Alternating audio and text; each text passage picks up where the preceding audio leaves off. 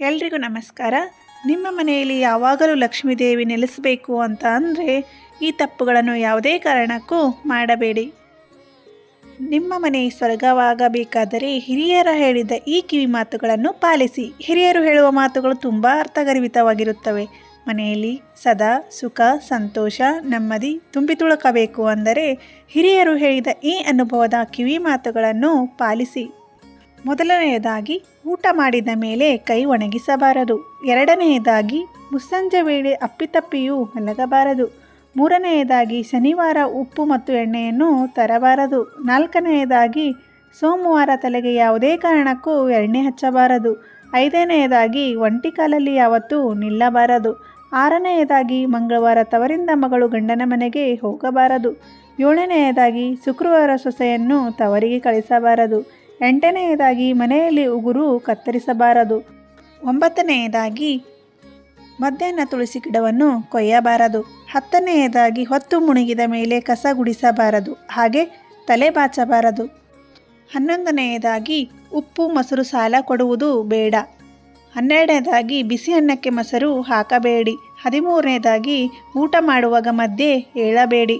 14ನೆಯದಾಗಿ, ತಲೆ ಕೂದಲು ಒಲೆಗೆ ಹಾಕಬಾರದು. 15ನೆಯದಾಗಿ, ಹೊಸಿಲನ್ನು ತುಳಿದು ದಾಟಬಾರದು. 16ನೆಯದಾಗಿ, ರಾತ್ರಿ ವೇಳೆಯಲ್ಲಿ ಬಟ್ಟೆ ಒಗೆಯಬಾರದು. 17ನೆಯದಾಗಿ, ಒಡೆದ ಅಥವಾ ಸೀಳಿದ ಬಳೆ ಧರಿಸಬಾರದು. 18ನೆಯದಾಗಿ, ಮಲಗೆದ್ದ ಚಾಪೆ ಮಡಿಸದೆ ಬಿಡಬಾರದು. 19ನೆಯದಾಗಿ, ಕಾಲು ತೊಳೆಯುವಾಗ ಹಿಮ್ಮಡಿ ತೊಳೆಯುವುದು ಮರೆಯಬಾರದು. 20ನೆಯದಾಗಿ, ಹೊಸಿಲ ಮೇಲೆ ಕೂರಬಾರದು.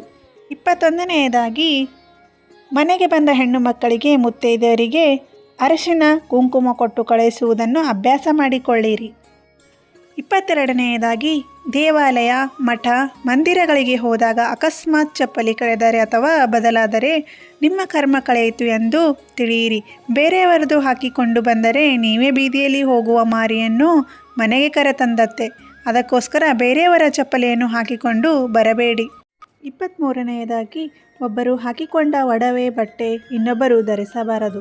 24ನೆಯದಾಗಿ, ಹರಿದ ತೂತಾದ ಒಳ ಉಡುಪು, ಬನಿಯನ್, ಅಂಗಿ, ಪ್ಯಾಂಟು, ಚಪ್ಪಲಿ, ಶೂ, ಸಾಕ್ಸ್ ಧರಿಸಬೇಡಿ. ನಿಮಗೆ ಎಷ್ಟೇ ಹಣವಿದ್ದರೂ ಸಾಕಾಗುವುದಿಲ್ಲ. ಅನಾವಶ್ಯಕವಾಗಿ ಹಣ ಖರ್ಚಾಗುತ್ತದೆ. 25ನೆಯದಾಗಿ, ಮನೆಗೆ ಯಾರಾದರೂ ನೆಂಟರು ಅಥವಾ ನೀವು ಯಾರಾದರೂ ಹೊರಗಡೆ ಹೋಗಿದ ತಕ್ಷಣ ಸ್ನಾನ ಮಾಡಬಾರದು ಅಥವಾ ಕಸ ಕೂಡ ಗುಡಿಸಬಾರದು. ಈ 25 ಟಿಪ್ಸ್ಗಳನ್ನು ನೀವು ಕೂಡ ಫಾಲೋ ಮಾಡಿ. ಹಿರಿಯರ ಹೇಳುವ ಮಾತುಗಳು ತುಂಬ ಅರ್ಥಗರ್ಭಿತವಾಗಿರುತ್ತವೆ.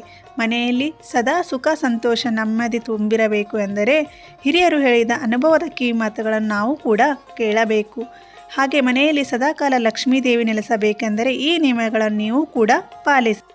ಈ ಎಲ್ಲ ಟಿಪ್ಸ್ಗಳು ನಿಮಗೆ ಇಷ್ಟವಾದರೆ ಲೈಕ್ ಮಾಡಿ, ಶೇರ್ ಮಾಡಿ, ಹಾಗೆ ಕಮೆಂಟ್ ಮಾಡೋದನ್ನು ಮರಿಬೇಡಿ. ಮತ್ತೆ ಹೊಸ ಟಿಪ್ಸ್ಗಳೊಂದಿಗೆ ಮುಂದಿನ ವಿಡಿಯೋದಲ್ಲಿ ಭೇಟಿಯಾಗೋಣ.